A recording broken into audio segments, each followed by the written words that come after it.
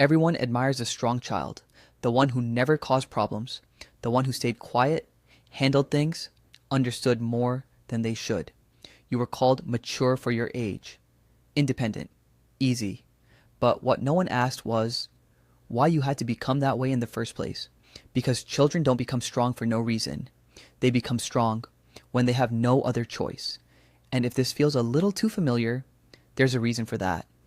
You were the one who didn't cry too much. Not because you didn't feel things, but because you learned early that your feelings didn't have space. Maybe when you were upset, no one really noticed. Or maybe they noticed, but were too busy, too stressed, too distracted to respond, so you adapted. You told yourself, I'll handle it. I don't need help.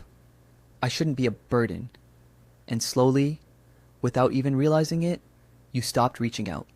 You became the one who solved problems, the one who stayed calm, the one others leaned on. But inside, you were still just a child trying to be seen. Here's something most people don't realize. Being the strong child isn't a personality. It's a response.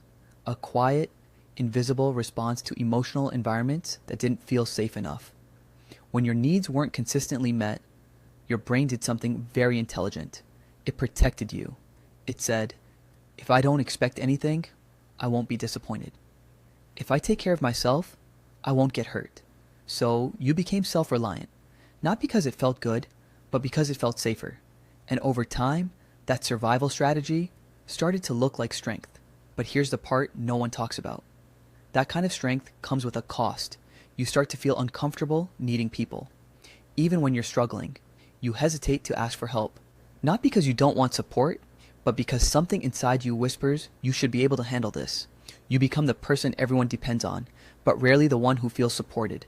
And sometimes, you don't even know how to explain what you're feeling because you spent so long pushing it down. Pause for a second. Think about this. When was the last time you allowed yourself to fully lean on someone without feeling guilty? Not explaining yourself, not minimizing your feelings, not saying, it's okay, I'll figure it out. Just being honest.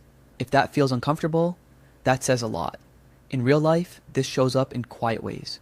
You might be the one who listens to everyone else's problems, but struggles to open up about your own. You might overthink simple things, because deep down, you're used to handling everything alone. You might feel emotionally exhausted, but still say, I'm fine. And when someone actually tries to help you, you don't know how to receive it. It feels unfamiliar, even unsafe, because your version of normal was doing everything by yourself. And here's the deeper truth. You didn't just learn to be strong. You learned that your needs come second, that your emotions should be controlled, that being easy makes you more acceptable. So you became the version of yourself that required less.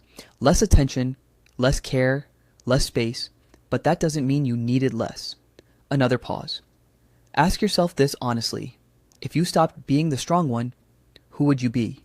Not the reliable one, not the calm one, not the one who has it all together, just you. That question can feel unsettling, because when strength becomes your identity, letting go of it feels like losing yourself. But here's the realization most strong children come to, eventually. You were never supposed to carry everything alone. Strength was something you developed to survive, not something you were meant to live inside forever. And the part of you that learned to stay quiet, to handle everything, to not ask for help, that part isn't weak. It's just tired. There's nothing wrong with being strong, but real strength isn't about never needing anyone. It's about allowing yourself to be seen, even when it feels uncomfortable. It's about slowly unlearning the idea that your needs are a burden. Because they're not. They never were. Maybe no one told you this growing up, but you deserve support. You deserved understanding. You deserve to not have to figure everything out alone. And even now, you still do.